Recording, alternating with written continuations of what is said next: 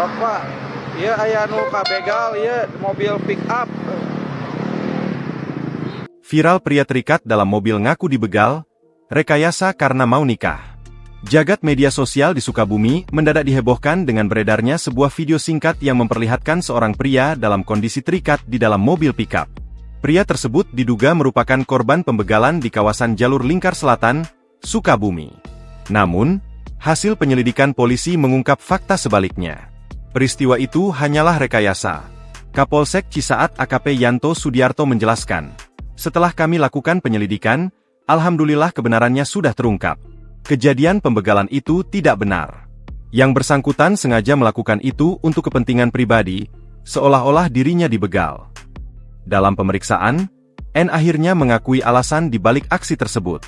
Ia mengaku nekat merekayasa kejadian karena terlilit utang sekaligus akan melangsungkan pernikahan.